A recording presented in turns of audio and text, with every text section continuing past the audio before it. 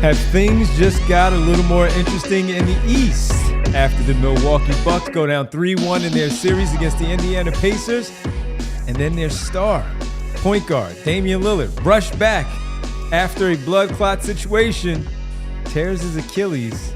Could their season be done sooner rather than later, and then their offseason and future look really, really bleak for the Milwaukee Bucks? Welcome to the PHLY Sixers podcast on a Monday as we start things off at 3 p.m. as always here on this Monday. Now, 2 weeks away from the NBA lottery, and knowing that Monday night exactly where the 76ers will be. Well, we still have 2 weeks to go, so a lot to talk about in between that time.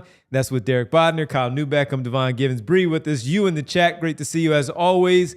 And the Milwaukee Bucks have made things interesting for this offseason. Again, with things looking bleak for them right now in the series against the Indiana Pacers, and then with the Damian Lillard injury, we have to talk about the big fella, Giannis, the future, what it looks like for he and the Bucks, and how their pathway looks with Rivers at the helm and their general pathway manager. Going right off a cliff is the short answer right. on that one. Well, later on, we'll get into our daily Tankathon spin. A few other playoff important things from the weekend that we have to discuss a little bit later here in the show.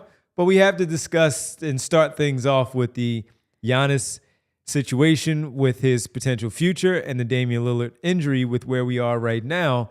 And the fact that right now, Kyle, as Shams reports, for those and within like the last hour or so, like official the last confirmation, 30 minutes, we got the official confirmation from Shams that Damian Lillard has a ruptured left Achilles tendon, and he is going to be out for a while. Bree has the graphic up on the screen, so if you're working, you're all busy, you had to go pick up the kids, maybe you took a lunch break but you had to do some work while you're on your lunch break and you didn't see it.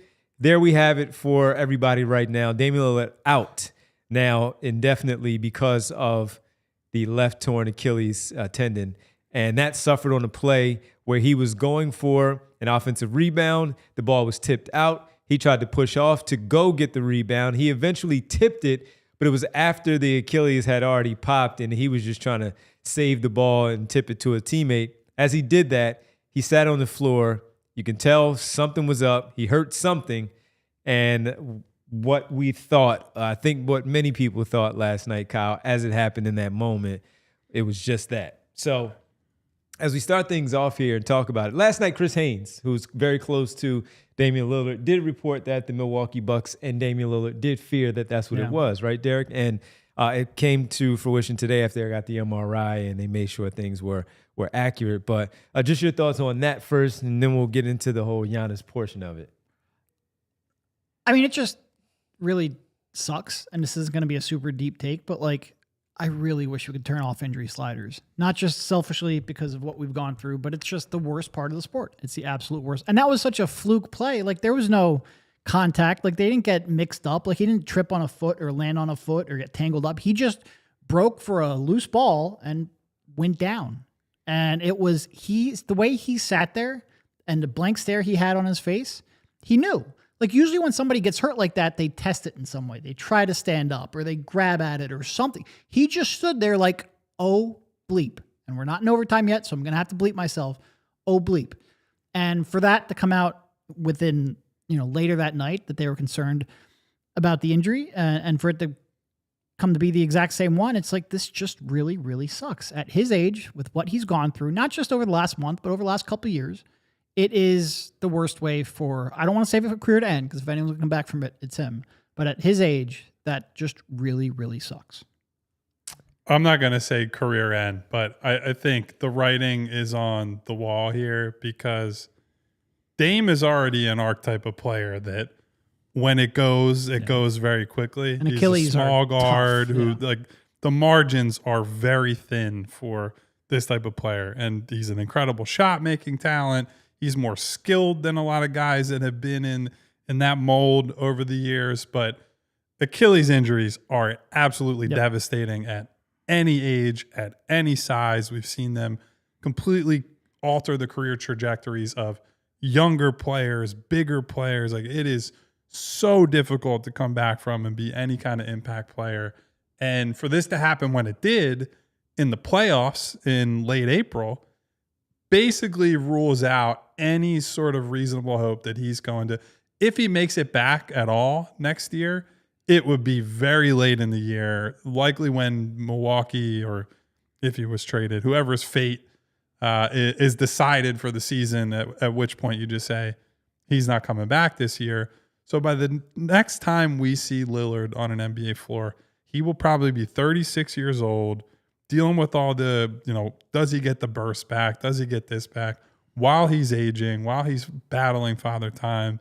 And so if you're Milwaukee, it's why we arrive at this conversation, right? Like, for years and years, Giannis has been kind of the big guy on the horizon, right? Like, if there's going to be a big trade made by one of these teams that has accumulated picks and has been gearing up for the one big swing at a star, Giannis is the guy, right? Because he's uber productive. He's very durable. He's a two-way player. He's someone who, frankly, has not been itching to get out of Milwaukee, right? He's someone that has committed himself to a small market that doesn't usually retain players of his type of stature. And so every team has tried to speak it into existence. Giannis could go here. Giannis could go here. And this summer, maybe Giannis gets traded. And to Milwaukee's credit, they have done a good job of at least keeping the team competitive or making moves that are like, all right, Giannis needs this. We're going to take big swings. We're going to go after guys. We're going to try to give ourselves the best opportunity to keep this guy. But if you're Giannis today, and certainly Giannis last night during that game, as Dame goes down, and you look around at what your immediate future probably looks like in that game against Indiana, right? Like, Giannis plays well, puts up a great box score game, and they just have no chance. They just got blown off the floor, right? And that's not Giannis's fault. He's been the best player in this series, and we're increasingly seeing, and this is another side topic for this pod, it's not enough to just be the best player in the series. You need the depth. You need the supporting talent. And so if you're Giannis at age 30, he'll turn 31, I believe, in December, and you want to continue competing at a high level and potentially having a chance to win titles, I don't see how you realistically look at the Bucks right now and say, I have a good chance to do that over the next couple of years. So despite the whisper campaigns of the past, despite all the hopes from other teams and media people and whatever else, this is the first real time that if you are within the Bucks organization, you're connected to the Bucks in any way, that you have to look and say, there is a real chance that this era of basketball is just over.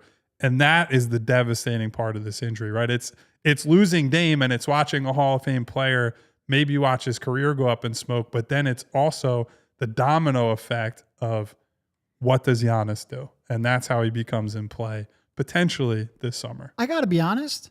I don't even think this is just a what does Giannis do situation. I think the Bucks have to look at who they have, realize that they're probably out of Dame next year. You don't know how he's going to come back. As Kyle mentioned, Achilles is real tough to come back from. I think they might have to be proactive and realize this era is over. We need to trade him now while his value is at an apex. What is he, 30 right now? He's 30 and he'll be 31 in December. I think you'd rather make this call at 30 rather than 32.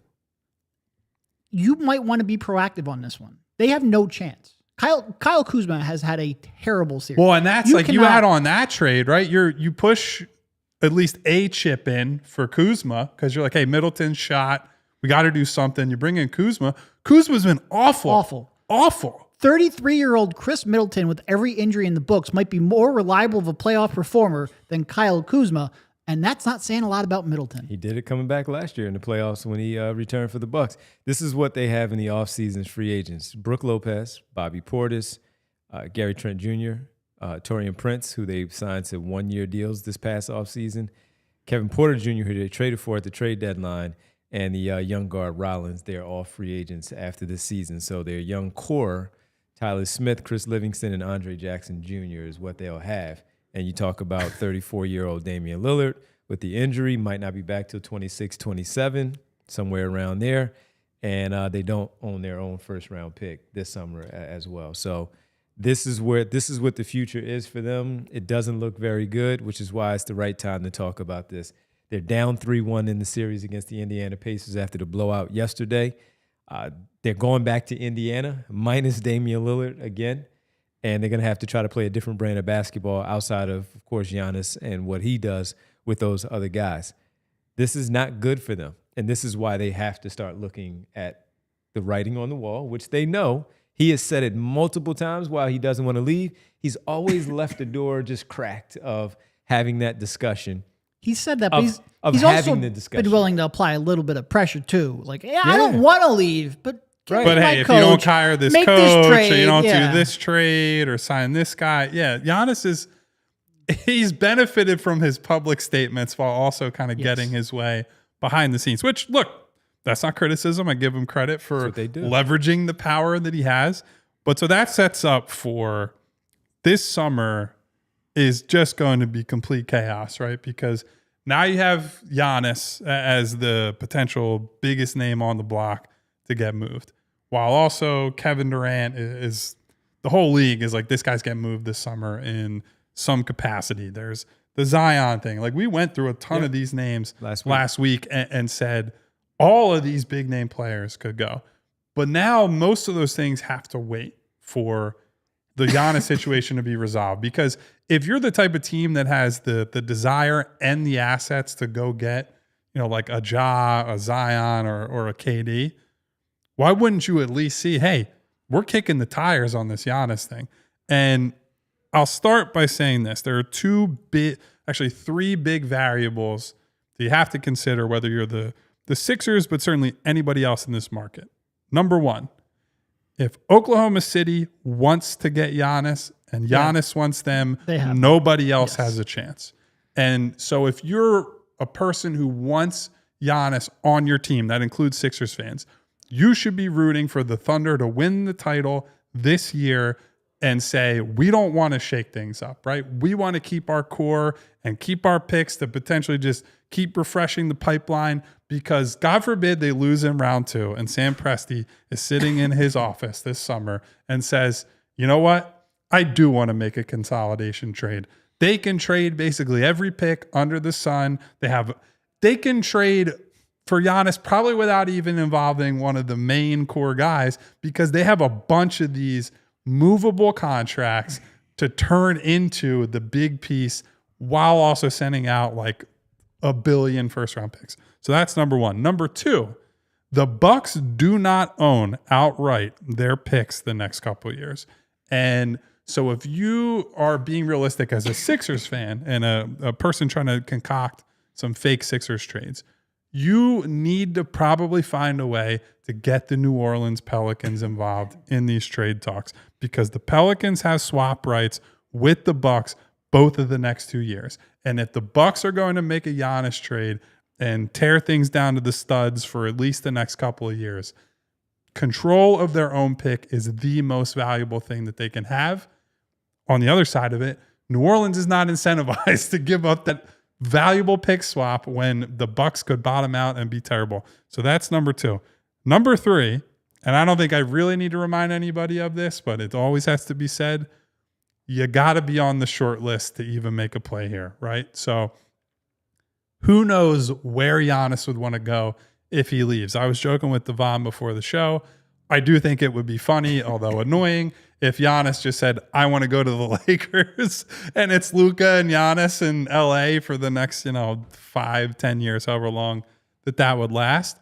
But more seriously, you have to put yourself or be on the short list through whatever back channels you need to do. And to me, the key to that, Tyrese Maxey is the guy that you're selling Giannis on, right? It's certainly not Paul George, who would be the most likely outgoing in this trade. Joel Embiid could be a small part of it, but he is not reliable enough to go to Giannis and say, hey, you're coming here to win with Joel Embiid. Mm-hmm. Your sales pitch hinges almost entirely on Giannis coming here to play with 24-year-old, 25-year-old Tyrese Maxey for the next half decade is your best chance to build something sustainable. And if you can't sell him on that before the trade happens, you back out and you say, we have to figure out another way. So those are the three things that you have to wrap your mind around before any of this starts. If you can deal with all that, cool. Now let's talk turkey. How are they getting Giannis on this team? Well, let's talk turkey on the other side. We take a quick break. We come right back. Look at that little tease that Kyle teed up right there. That when we come back, we'll talk about how do you, in fact, try to acquire Giannis and put him into a Philadelphia 76ers uniform. We'll do that on the other side right here on the PHLY Sixers podcast. All right, let me start off and let you guys know about Ace Hardware. You got a leaky pipe or maybe, something's going on around the house. Weather has changed.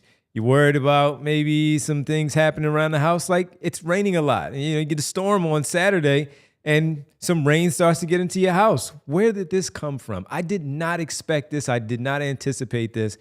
I need to get this fixed, and I need to get this fixed immediately. How do I do that? Well, Ace Hardware Home Services. That's how. They're around the block with everything you need to fix that, a leaky pipe, or anything else that's problematic right now in your home at the moment. They've got people to do all of that stuff, including air conditioning as you get ready for the warm weather. They got a person for that. We talked about the faucets. They have someone for that. Plumbing and heating and cooling as well. They've got the trusted pros to keep your home humming all year long.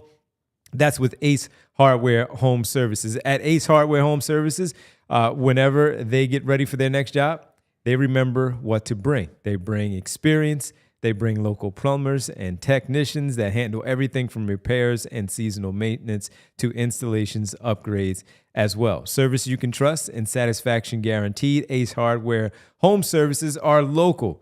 They're teams that live and serve in your community and are dedicated to keeping their neighbors comfortable in their home. Visit Ace Hardware Home Services online at acehardwarehomeservices.com to get your next project started. And guys, once that home is back and set up and all fixed up, you got to fill it with some Ashley furniture where the low prices are blooming. Spring into savings at Ashley. Save up to 50% on living rooms, bedrooms, dining room furniture, and have it all delivered for free. Plus, get long-term, no-interest financing, save on top-brand mattresses, and get free delivery, setup, and removal. But please do not wait. Spring into savings now at Ashley, South Jersey, and Philadelphia. Got to be in that delivery area, guys, although it is a pretty big one. Financing with approved credit. Minimum purchase required. Some exclusions may apply. See the store for complete details. Hurry to Ashley. Visit ashleyfurniture.com for more information. Welcome back to the PHLY Sixers podcast here on the Monday. The Bucks are in trouble. They're down 3-1 in their series. Dame just tore his Achilles on Sunday in their basketball game Sunday night. He's going to be out for a while, of course. He's a little bit of an older player.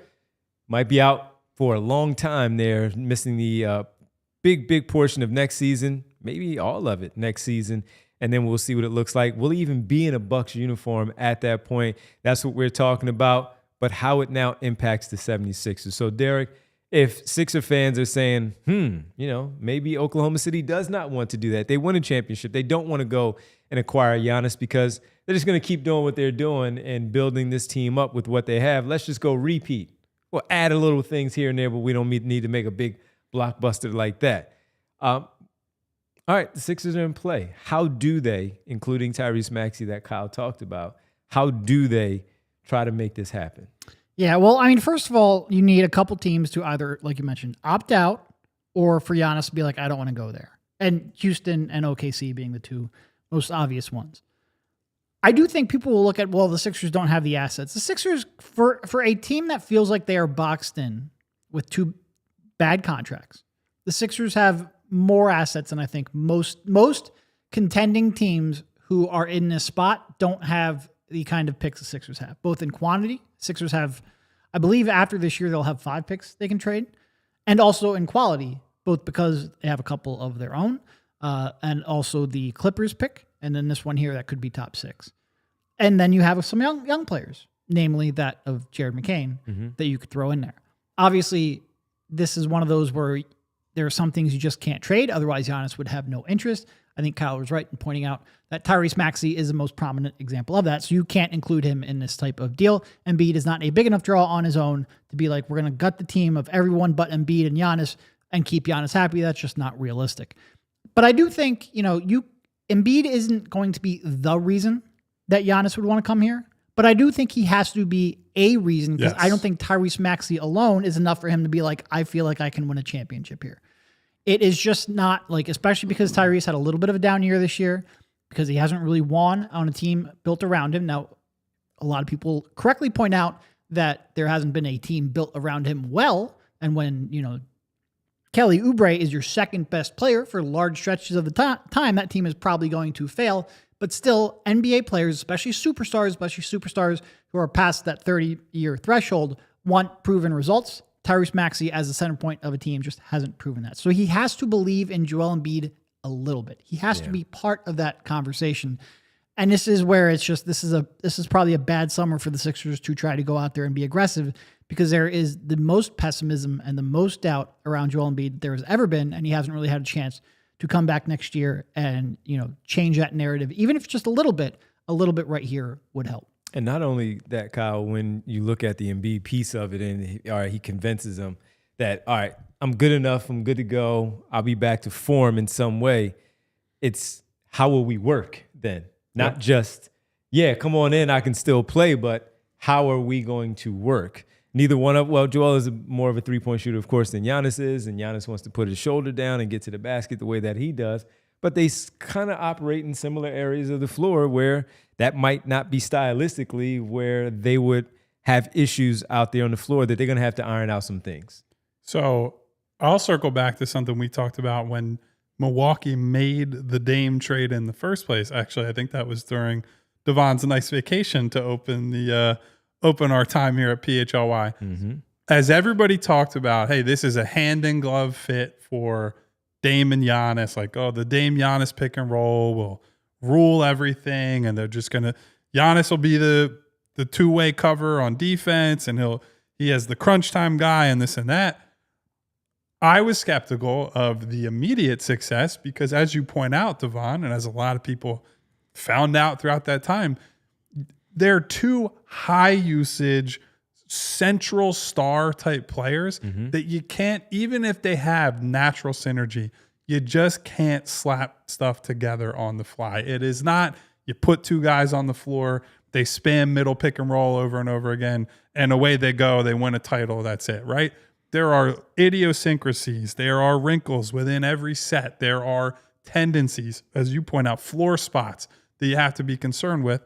And yes, so even if you were to sell Giannis on this, even if you're able to put together the most comprehensive package, the big question, other than can they be good enough, is can they get enough games together on the floor to figure the things out they need to win in the short window that they have. Now, I think your window expands certainly when you go from mid-30s Paul George to early 30s Giannis, where Giannis, unlike Paul George, who came here to be third option and at times scale up to be the second option, Giannis can come here and be the guy, right? He is a top three player in the league and has been one of the top three players in the league for, I'd say, at least a half decade, if not longer. Top 5 MVP 7 years in a row. Yeah, or will be when this year is. He is coming here and he's the guy. Correct. That's the difference, right? This is not when you're getting the third guy or the set. This player comes here and sets the tone for the organization. So it's a rare case where someone who would be acquired and play with Tyrese Maxey, and more specifically play with Joel Embiid would have to adjust to him more and not the other way around, because you would be acquiring Giannis to do what Joel has not been able to do. That is serve as that top option, buoy them throughout the regular season, be the guy when it counts in the playoffs.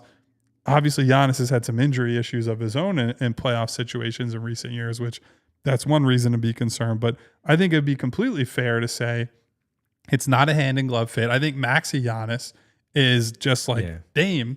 They share a lot of similar tendencies, a lot of the same play types that they run out of.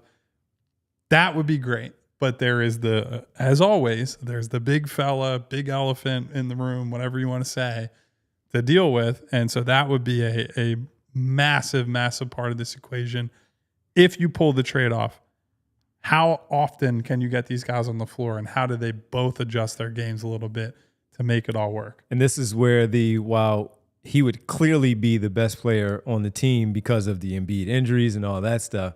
This is where, when we've talked about over the last 2 weeks and we brought up Steph Curry and Tim Duncan as these different type of leaders that understand how things work, this is where, Derek, the leadership will be tested of Joel Embiid. Again, his leadership is different. He's not that vocal guy and all that, but it's about welcoming in where he still felt and he knew he was better than James Harden, he's better than Paul George. While he elevates Tyrese Maxey, this guy is still that guy. First team All-NBA, still in the MVP conversation, and he still gets that big-time usage in Milwaukee that he does with Damian Lillard, another all-star on his team. But the leadership that we talk about of putting things and adjusting how you now later in your career want to focus on what's important. If he calls Daryl Morey at the end of last season and says, I need to do everything in my power, and he loses the weight and all that stuff, we know what eventually happened, but it started there where he said, I'm different. I'll do whatever it takes to win. This will be front page, stamp it different, that I'm allowing this other guy to come in, and here are the keys. I'm willing to play Robin to your Batman while still getting my work done too. Yeah. And it would, he's spoken a lot about how he's willing to do that. Mm-hmm. At times, mostly the Knicks series, even though I had a 50 burger in one of those, but he ceded some of the shot creation and the focal point to Tyrese. I do think, first of all, this isn't something that would dissuade me from acquiring Giannis for two reasons. First, I actually have some level of optimism that Joel Embiid would take a reduced role offensively. I think when he truly trusts the people around him, I think he's willing to do that. Sure. I think a lot of it comes to, but it's Tobias Harris and Ben Simmons. What are you talking about? That's 12 to you, buddy. It's sure. I think for Giannis, he would understand. But even if he doesn't, okay, then we're moving you, because Giannis is the important one to build around now. He's reliable. He's younger. He's better at this stage. Mm-hmm. It would not stop me. Now, going back to the point I originally made, I do think Joel is part of the sales pitch to Giannis. And look, there are people in chat saying, like, what are we talking about? It's not going to happen. I don't think it has a good chance of happening either. I think somebody else is going to be able to offer more. That's a more realistic spot that Giannis would want to go. But in the event that Giannis did want to come here, then Joel has to be able to be a contributor in that role, not necessarily because you're tied to Joel long-term, but because that is part of what brought Giannis here. So I want to talk about the value proposition here a little bit, right? What is being moved in this trade besides everything? It's basically every pick you have, I would assume. It's probably Jared McCain. It's probably Paul George as the outgoing contract. It has to be Paul George.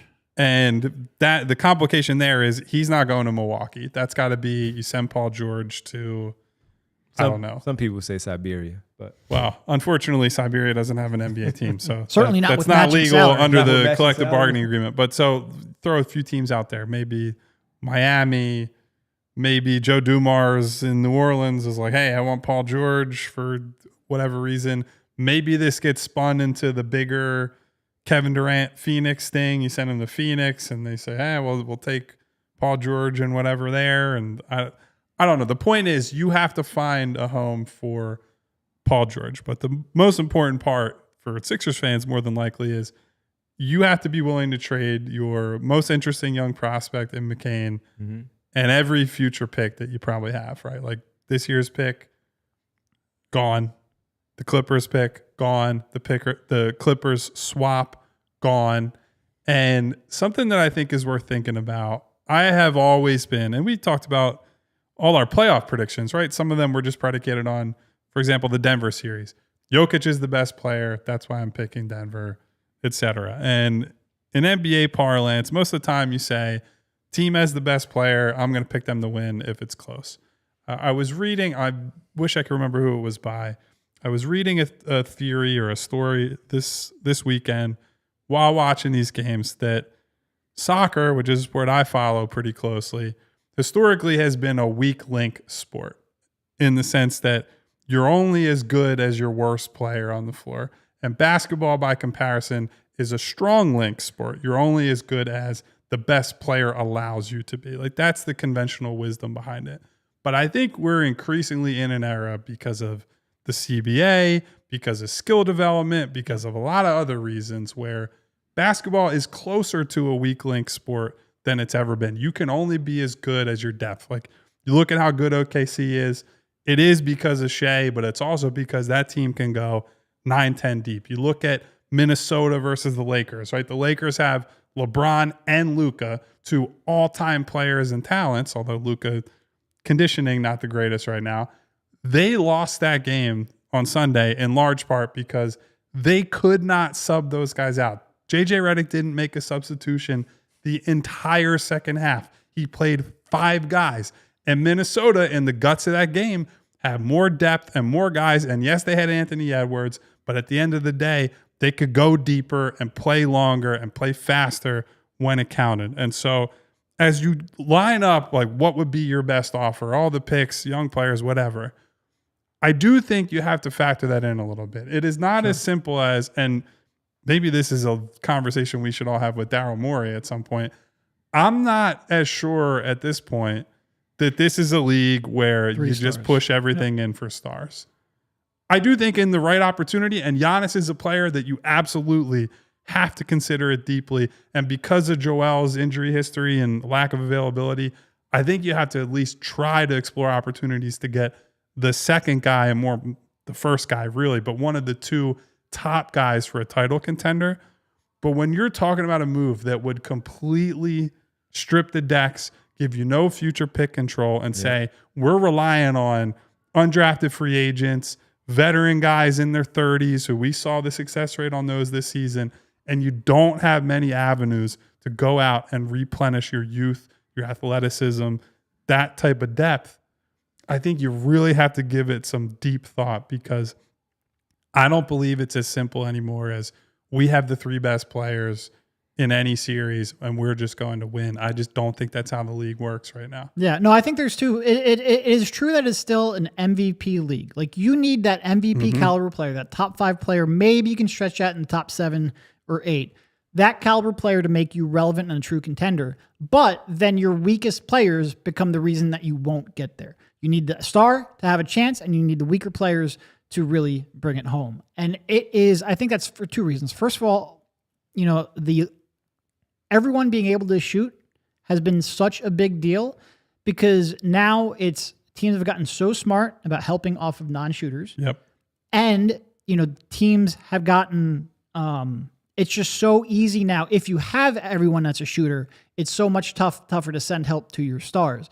So you add that and you combine it with a collective bargaining agreement that makes it tougher and tougher and tougher to find viable depth if you don't have any room under the aprons. And I think it's, you have to really inspect whether or not the 3 stars methodology is right going forward. I think it is tougher to do now than it ever has been. We talked about this a little bit with Paul George. We still lean towards Paul George, but if you are going to have a 3-star team, they have to be actual stars. And the Sixers are kind of in a tough spot on both of that. But, you know, it concerns me a little bit if you give up everything, absolutely everything, and you basically have Tyrese Maxey, Giannis, and Joel Embiid, and a whole bunch of, you know... It's like Justin Edwards. Yeah. You might have Grimes. You're still relying on Joel Embiid. Yep. In that scenario, Joel Embiid still has to, because Giannis and Maxey and a whole bunch of role players probably isn't going to be good enough, especially if they're minimum salary / undrafted / second-round pick fillers. You need Joel Embiid to be, if not a star, at least a supercharged version of Brook Lopez.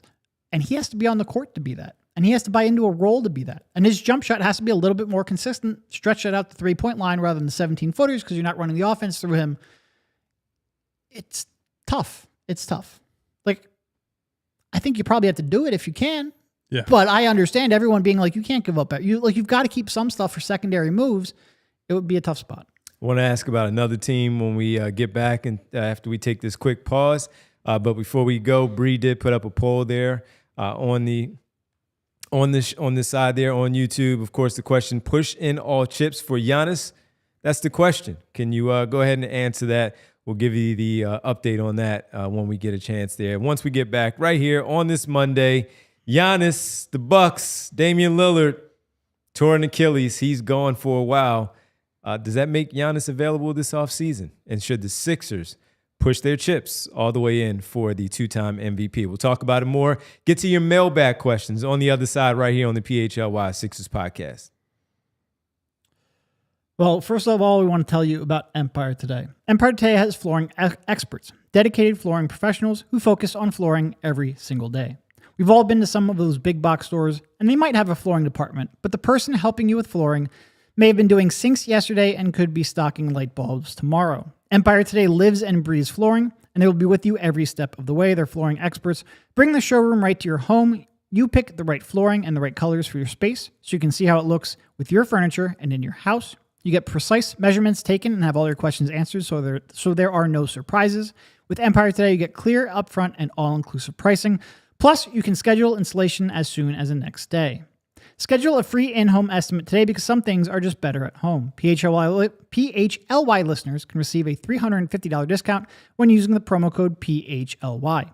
Yes, you heard that right. A $350 discount with code PHLY. Restrictions apply. Visit EmpireToday.com/PHLY for full details. There are 2 days left in the month of April. And folks, if you didn't know already, I got to tell you about the financial literacy month that is, in fact, April, and talking about it through TrueMark Financial.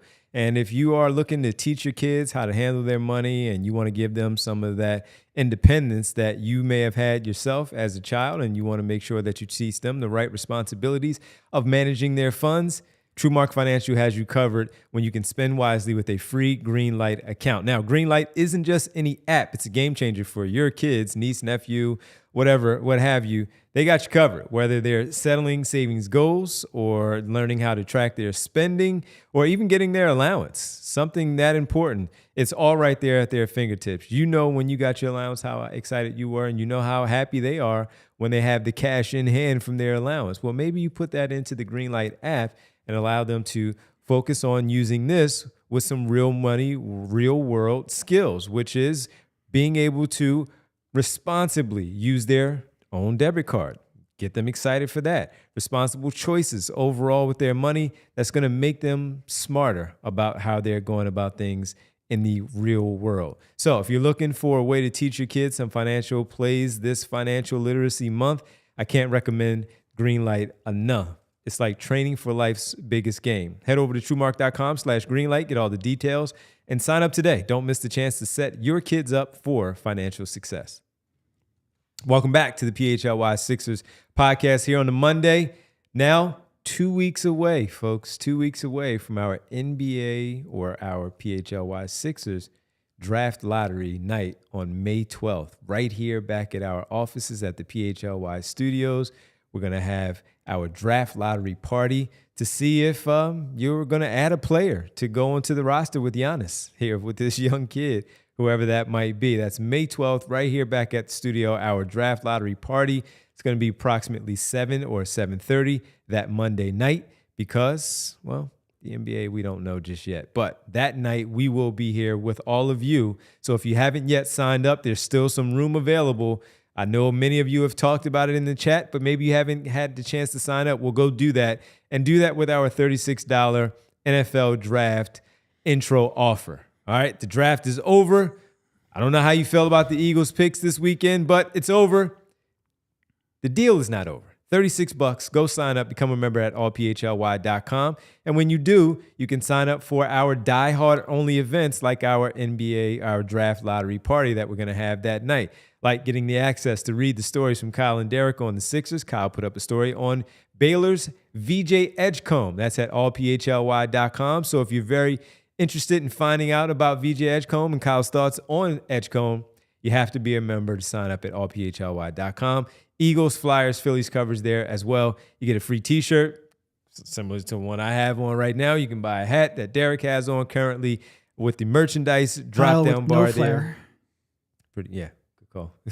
And do all that at allphly.com. So go sign up. Make sure you go sign up right now to hang out with us on May 12th right here at the studios. All right, one more question, Kyle. There was a major transaction today, by the way. What was the transaction? Kyle and I swapped some stories we're working on.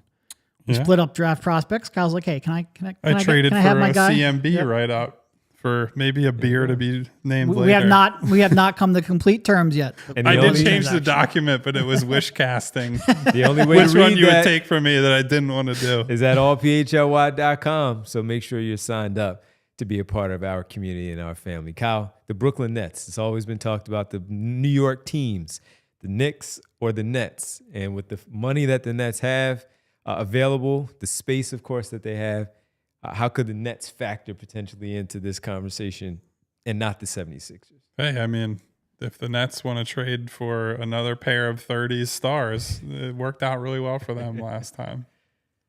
I don't really have much thoughts on the Nets. Leaving the cupboard open. You know? Yeah, I guess. I am not a believer in we just have a lot of space teams, right? Like that was the Knicks for 2 decades, and they always ended up second fiddle. So I think the problem that you would run into as any team similar to that would be, I think Giannis is going to want to go somewhere where he feels like there is a known quantity and some known things around him where it isn't so much like, hey, we're rebuilding the organization from scratch. There's got to be some form of Foundation, I'm yeah. coming in and we are just hitting the ground running. Like my guess would be if he asks out, and again, this is all predicated on ifs, that's what he's looking for. Speaking of ifs, I think we had a mailbag question related to the Giannis stuff that Bree's going to throw out from our friend Slade, who says, if the Bucks came to you today and offered Giannis and Dame for PG and Joel, do you consider it knowing you get the best and most durable player out of the 4 while having to keep Dame on the books with no guarantee he comes back? In a New York minute. Yes. Because you already are in a spot where, unfortunately, you don't know if you're getting Joel back at this point, right? Like maybe Joel has some bouts of effectiveness, and maybe, frankly, he gets the 99th percentile outcome, right? Where his knee is better, he returns the form, all that good stuff. I still would rather have Giannis. Giannis is just a little better. He's not that much better, but he's better and he's a little bit younger too. So I don't believe in Paul George. I don't believe in Dame Lillard, as I expressed at the top of the show. But you're giving me Giannis, and it's just Tyrese Maxey's still here. Player swap scenario, right? Even if Dame is dead salary for the years to come, I think I'd probably just do it. And and again, you're keeping Tyrese Maxey, right? Because so, because even if so you're still left at a spot where you have 3 huge contracts this time in Maxey, Giannis, and Dame, and it's going to be tough to fill out the rest of the roster. Although in this hypothetical, you're not giving up 4 first-round picks, you're not giving up McCain, you're not giving up your pick this year, so you have a lot more stuff to work with than than other scenarios that we were going over earlier. But even if things don't work out, Giannis has so much more trade value than Joel Embiid at this point. Like, all right, we can debate whether or not Dame, who has 2 years left on his contract and won't play in this upcoming season, most likely, or Paul George, who will play but has 3 years left. We can debate which one is the worst contract. But there's the other one, which is Joel Embiid, who is a negative contract at this point, and Giannis, who is still a huge positive. So even if it doesn't work out, you're in a much better spot if you make that trade. Yeah, I agree. I would do that one. All right. Let's since we move on from the conversation in general, let's get to some of the mailbags. It is still, some mailbag questions that are out there. A little bit of a mailbag Monday that we have while Giannis and the Bucks have taken over. Let's get to Dr. Blah. Love it. Which of the current playoff teams is the next to blow it up? Are we or should we tank? take the Bucks out of this? Yeah. Well, because the Bucks are the answer. They're the answer. Right. The Bucks are the number one answer. Outside of them, who's the number 2 answer for the this to go down? So I think the Nuggets are very clearly going to explore making a change to their big 4. That's not really, I don't consider that blowing it up. That's not tanking, but I would be a little surprised if their core 4 came back next year. That would be a significant change, but not quite blowing it up. I think there are a few candidates here, but the one that could be a blow up candidate, the Memphis Grizzlies. That was mine. They got absolutely smoked in that series, and So far away from. I understand that Ja being ruled out after game 3. Obviously, it swung that game and game 4, but they got pasted in the first 2 games. They fired their coach, hoping for the new coach spike. Didn't get it, and the writing's been on the wall there for a little bit. They're in flux. So my guess is they won't completely blow it up, but I would say big changes are coming. Aside from that, I mean, the Heat already began the process of going through changes, but I don't think they're a strip it down to the nails type of franchise. And if you're looking for a team that might make major alterations, Orlando's the one to keep an eye on this summer. But that's less they're going to blow it up than they need to get the guard that is going to tie all this together. And I think given that they've forced Boston into, well, Boston, give them credit for being an incredible offensive team. They've forced Boston into being a worse version of themselves, taking some shots that they don't want to take and grinding them down a little bit. They just don't have the offensive firepower as we talked about before the series. So my expectation is that Orlando makes a fairly big move this summer. I don't know what that looks like. But they kind of fall more into the Denver bucket of major move. Agreed. Because I think Mr. Blah, he specifically talked about tanking. They're clearly not going to tank. Nope. They're just shuffling it. Yeah. So I think Grizzlies would be the leader in the clubhouse of the non-Milwaukee teams, but Milwaukee is clearly. What's their pick situation like? Do they own most of their picks going forward? I think they do. I'd have to double check because I can't think of any major moves they've made in recent years. I think they actually own a swap with the Suns next year. They own their own picks in 27, 28, 29. They don't own this year's. That goes to Washington. But so they have a lot of future control. So I don't think they'll tank either. I think Milwaukee's the clear number 1 here. All right. I'll go with Memphis outside of the Milwaukee piece. I still feel like they might try to change one of their 2, I'm going to call them supporting stars, even though they might be more. They provided more value on the court the last few years. I think they might try to change one of those 2 without a full blow up yet. I think it might be like a year or 2 early for me to put to the point when we talked about it recently of the fact that they changed the coaching staff, but they're going to still keep the players involved, but maybe a slight mix up there, a slight change there for the big 3, if you will, for Bane and Jaren Jackson Jr. alongside Ja Morant. But they're going to have to figure that thing out and figure it out soon. All right, let's get to the next question here that we have on the Mailbag Monday. Attila the Hungry. What should we be rooting for in the playoffs? Is there a team whose losses could lead to a possible trade opportunity for the Sixers? We talked about the Bucks. We mentioned Memphis. Don't really see anything in terms of a partner there with Memphis. Is there anybody else that you would look to, Derek, that you would say that could be a partner? I mean, I do think Miami might be the most interesting team just because they have so many depth pieces and they're so far from being like actually relevant that I don't know. I think they have some pieces that could theoretically fit, but a lot of these it's tough because the Sixers' big problem is trying to match salary and make moves like that. Like they have 3 huge pieces of salaries. You know, a lot of this may come down to what Kelly's decision is because he's one of the few matchings that you have left. A little bit with Drummond, although he pretty much told us, as he should, that he's going to opt in. But maybe Miami. That would be the one I'd throw out there. But it's tough because I don't really know, like, how many moves are you making to try to make your team better next year? Like, we don't really know what the Sixers' direction even really should be. Yeah. And how significant is that player if they did something like that? We talked about this a little while back. Like, I feel like this is a chalk kind of offseason, and then you make decisions next trade deadline. Minus keeping the top 6 pick. Yeah. Adding that player. Yeah. Right. I would say this. He is not a fit with what they currently have. It would require some reshuffling all over the place. But Austin Reeves is having a brutal playoff series for the Lakers. The Lakers are clearly making moves this summer. They have to go get a big of some sort to be Luka's pick and roll partner. And so I've seen some sentiment from LA like, boy, Austin is not who we thought he was. Blah, blah, after Lakers fans predictably were like, he's going to be a multi-time All-Star, blah, blah. I really like Austin Reeves, and I wonder if they go out in 5 games, you know that LeBron is not taking the blame for anything. You know that it's not going to be thrown at Luka's feet quite yet.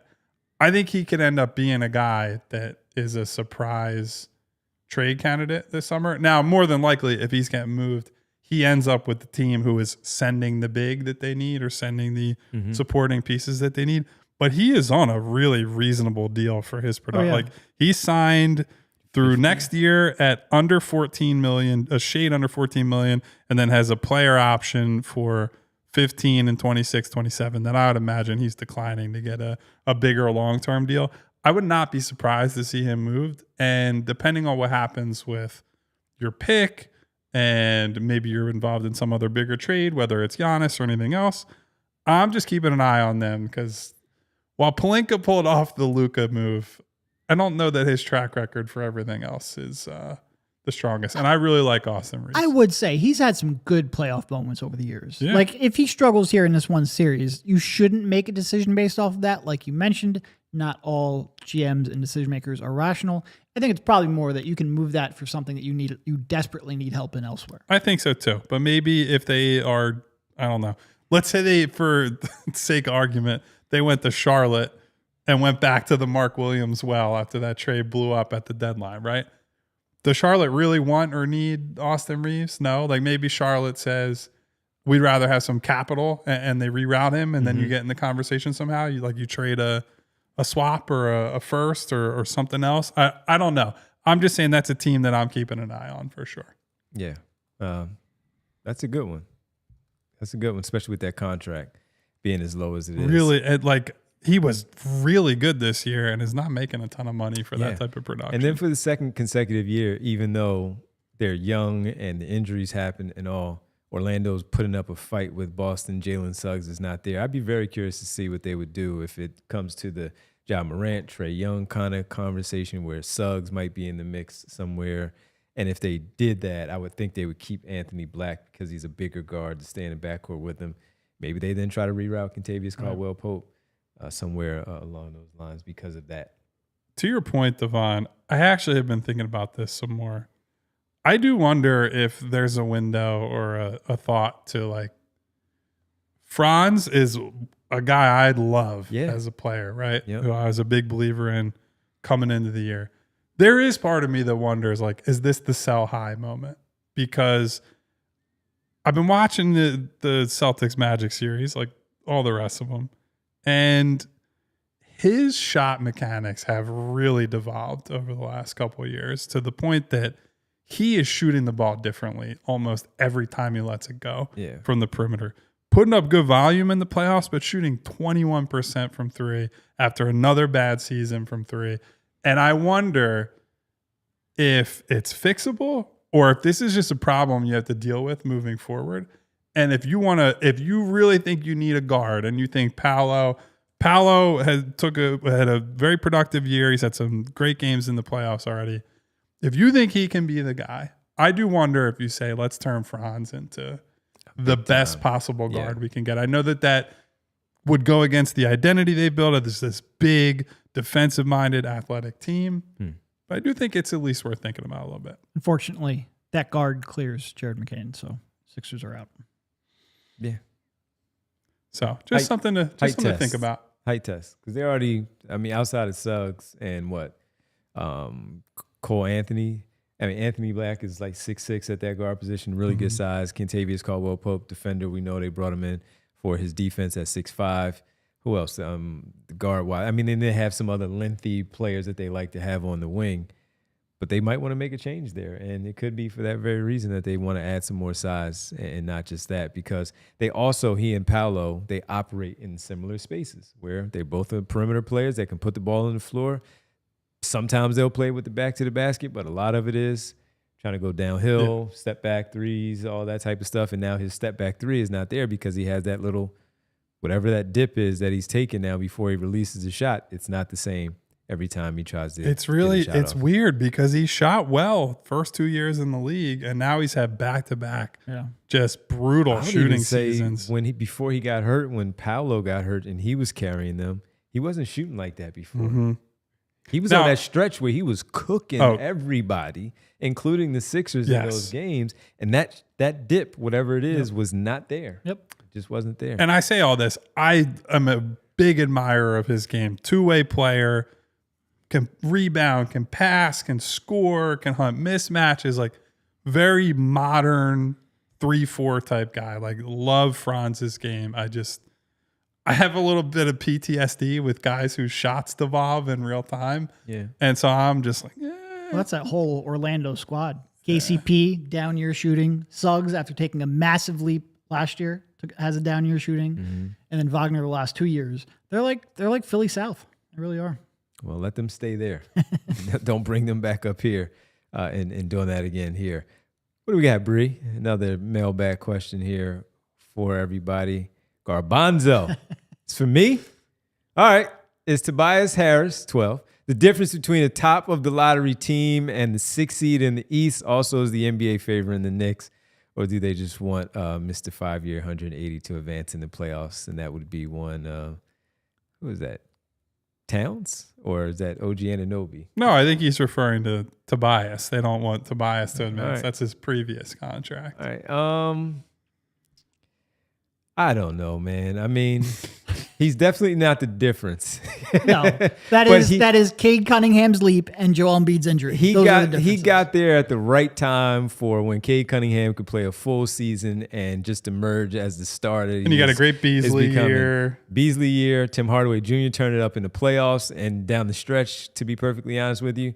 And look, his role is also important because Jaden Ivey went down, so everybody steps up in their role, and you're getting a good year 3 Duren run also. And the coach, the change of the coach and the change of what's going on with that situation there, it's a really good team that they have. And Bickerstaff, for whatever reason it wasn't working in Cleveland, we always talk about it. Sometimes you just need change of scenery. Same for the coaches. New voice. Same for the coaches. And they got a new voice, and he had new players that he wanted to talk with that were a little bit different. Maybe not as much ego. We don't know what was going on in Cleveland, but you're talking 2 All-Stars there in your backcourt. One is a multiple-time All-Star and an All-NBA player, and trying to figure out that front court. This one, everything seemed like it fit.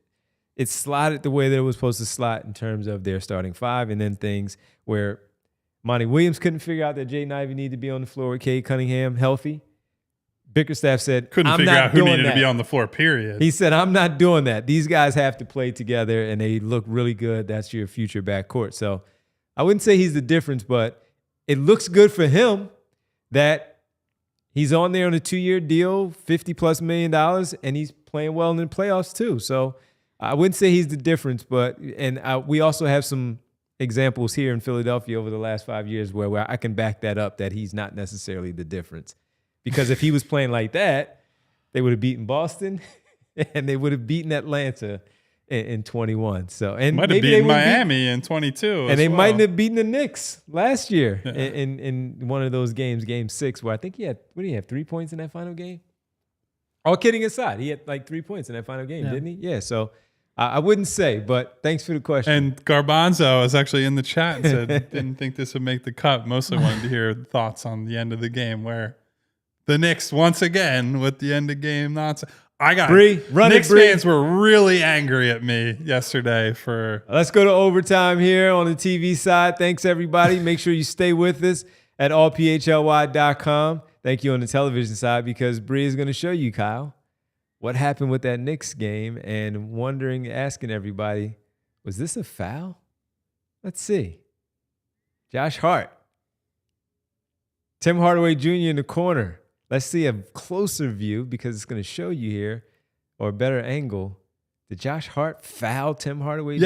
right there? Yeah, of course he did. Did he? About that. No, he didn't. Of course. Of course he did. Yes, he did. He absolutely fouled him on that shot. Now, look, I think they should get rid of some of the jumping sideways to draw a foul. I don't That's even think that nonsense. was a bad one. I don't though. think that was. No, I think he It wasn't contorted as himself. egregious, It but wasn't. he definitely It wasn't a natural drifted. shooting motion, Right. but if he went straight up, he still would have gotten fouled. He didn't have a pathway to go straight up to. This was not a Trey Young launch himself 4 feet sideways, right? He's definitely leaning. It's definitely unnatural, but that to me is as much of a foul as a foul can be, right?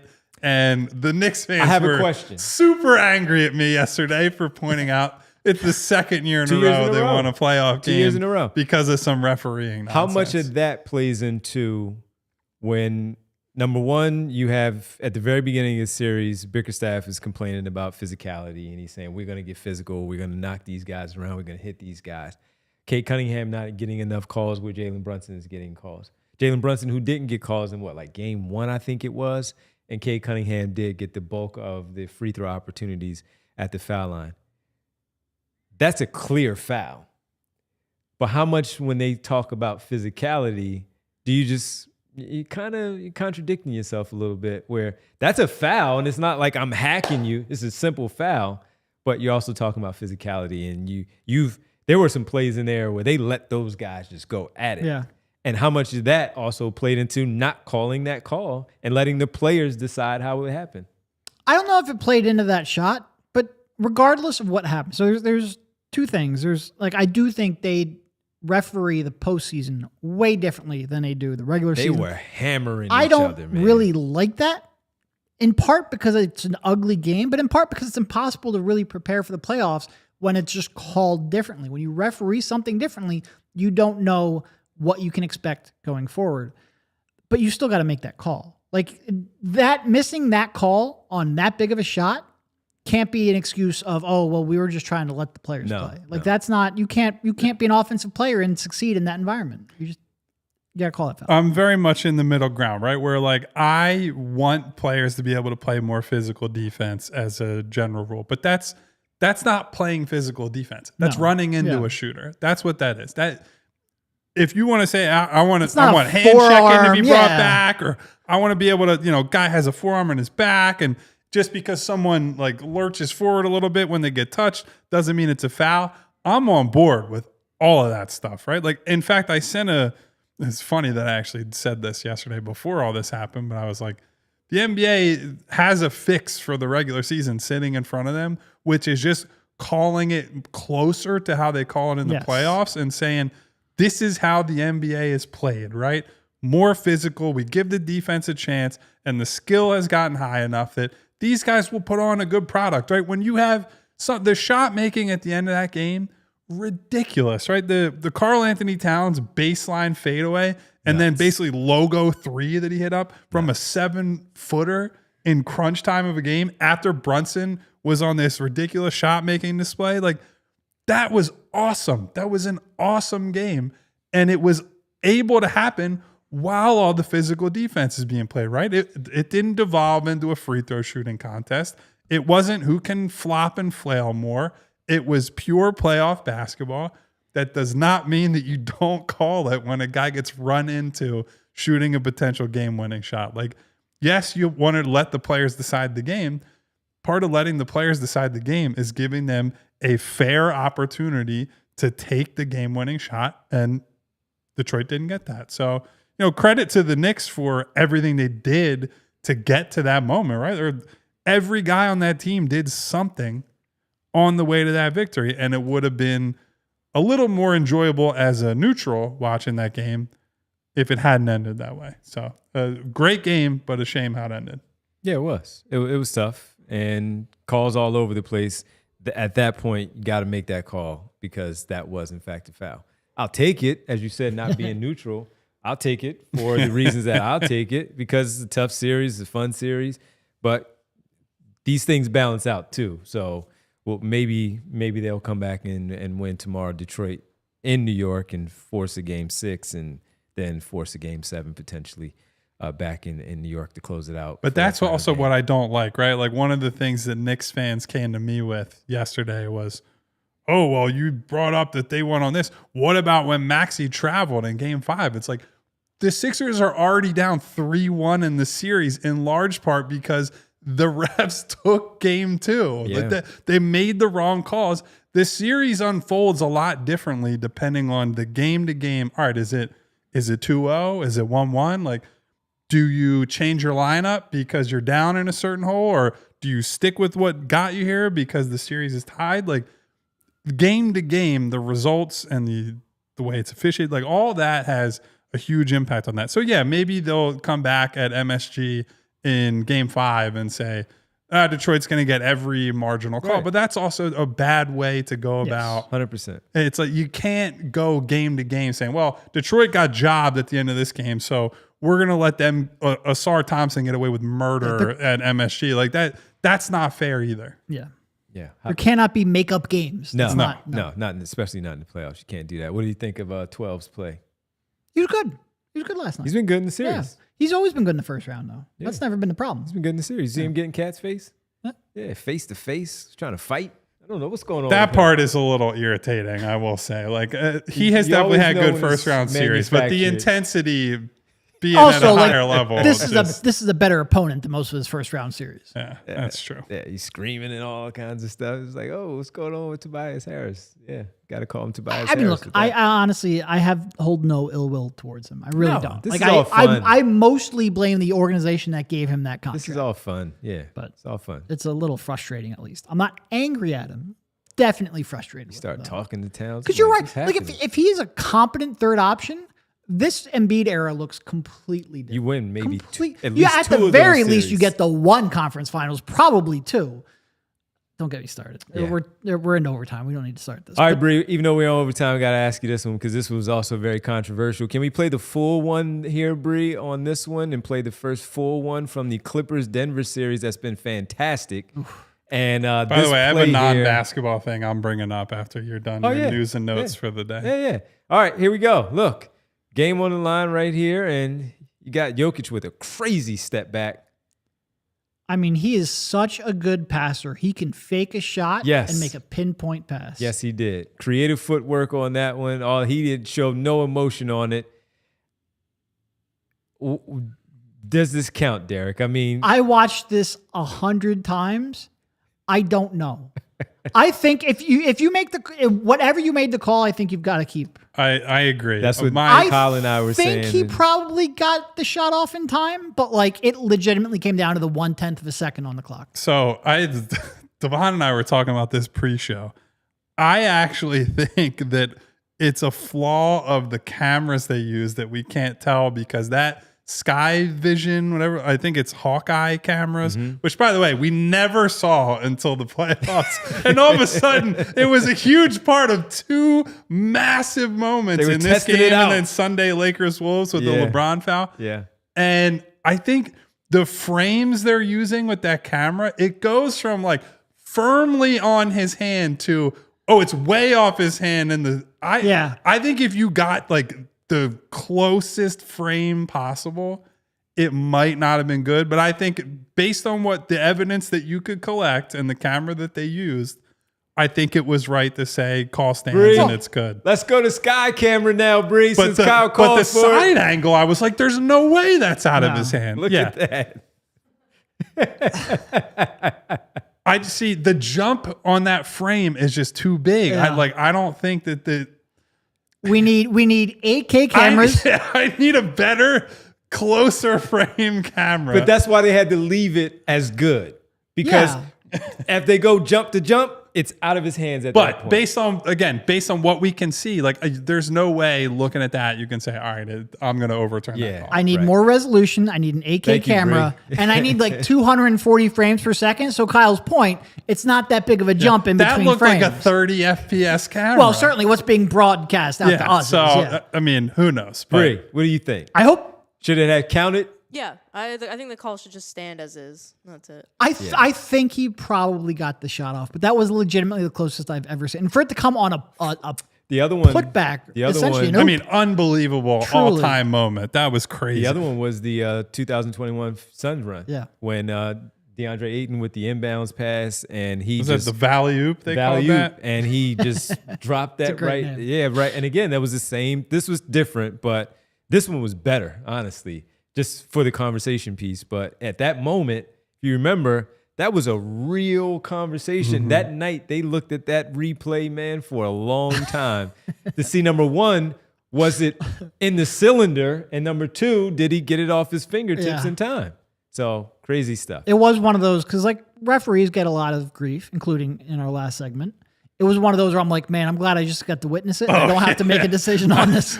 Imagine me and Zach Zarba in that situation. Like, no matter what you do, there's going to be a group of people that's so mad. But Thank you, Bree. One last thing on that. We talked a lot about Aaron Gordon last offseason. Like, who could be the Sixers' Aaron Gordon? Like, that's a big reason why, right? Playing until the last hundredth of a second to get that. Just, you have, rightfully so, right? It's a buzzer-beating shot. Some guys are just standing there like, oh, is it going to go in? And you get trapped in the moment. He's like, nah. And he has the presence of mind to put himself in that spot and say, opportunity's there. I'm going to do the best I can with it. So, shout out to Aaron Gordon for tremendous play. That'll do it for the basketball portion of news and notes, everybody. We appreciate you and hanging now out with us. Where we go into unhinged now Kyle's Kyle going territory. to the unhinged Kyle portion of the show. Okay. Airing of grievances by Kyle Neubeck. Do you know what this one is? I have no idea. Okay, cool. Okay. I like this. So over the weekend, there was, I can't even send it to Bree to put on the show because of language that is used in the post, but there was a viral post on Twitter over the weekend where a man said the following. I'm editing for I think reasons that will probably become obvious. I think 100 people could beat one gorilla. Kyle, it was in my notes. Everybody just got to be dedicated to that shit. It was in my notes. And it sparked a days-long argument. Who would win in a fight? One silverback gorilla or 100 men? Look at that. Right there. I'm right saying. there. So, Ridiculous. Devon and Derek weigh in. Who are you betting on? The 100 men or the silverback gorilla? I'm betting on that gorilla every time, man. It's not happening. So, like, this This is is no the- weapons, no nothing. No, this is just 100 people. This is 100 guys. 100 guys who team up to say, I'll sign I'm going up to to fight do it." that gorilla. The problem is there's only so many people that could attack him at once.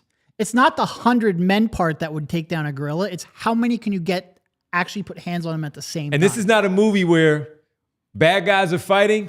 Oh, I'll wait my turn. No, you're all going after it to try to bring this gorilla down. It really comes to like 7. Can 7 men that we're not talking like someone brought up ninjas. We're not talking 7 ninjas or highly trained martial artists. Can 7 men take down a gorilla? I'm going with the gorilla. I'm going with then the it gorilla. becomes all right. Well, can the gorilla do that 1 versus 7 like 12 times or 13 times?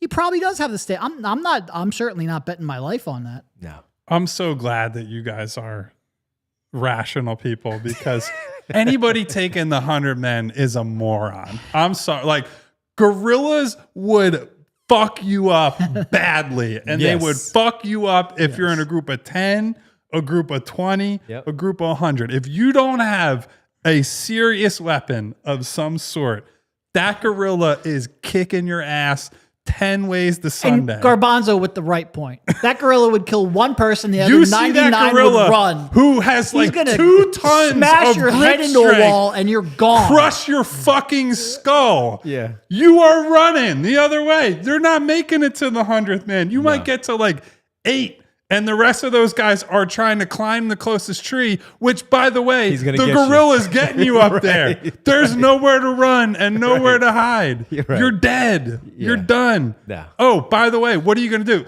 The gorilla could chew your head off.